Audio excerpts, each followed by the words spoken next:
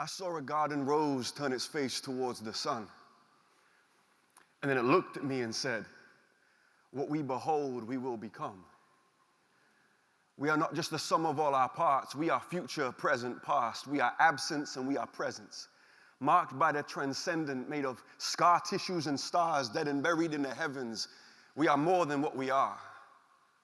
I saw that self-portrait done by Rembrandt. And in his expression, poverty and repentance, but I lingered a little longer and then I saw my own reflection. I remembered that we are tethered, connected in our weakness, dependent like flowers towards the sun upon a beauty that's not our own. Every inhale and exhalation is our leaning, is our reaching towards the light. But now we just take Mona Lisa selfies, eyes empty, composed of brushstrokes of anxiety, in denial of the heavenly, surviving on a diet of doom scrolling and jealousy. I met a monk dressed in robes. He was old and said, death is readying. Still, he stood composed and said, son, when addressing me. He had a beard like Aaron, so I asked him for his recipe. He smiled with affection and with a voice more breath than anything said, son, it's been 7 years since I've seen my reflection. Any compliment for my presentation has less to do with intention, but more a desperation to be free from self-obsession. He said, son, we are free when we forget ourselves.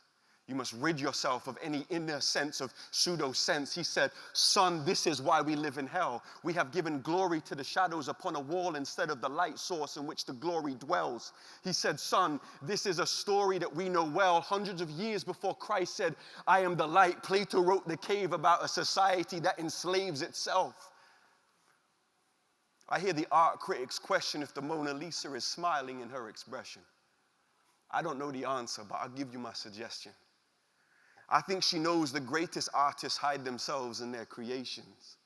So she laments a generation that has lost its sense of the transcendent.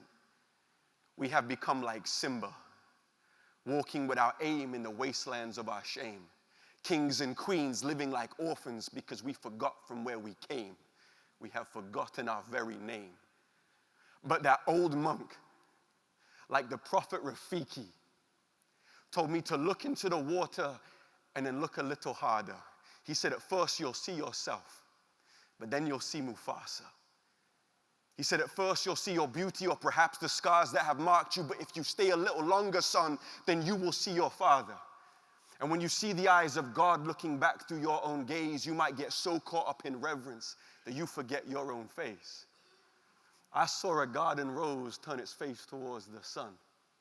Then it looked at me and said, what we behold, we will become. Thank you very much.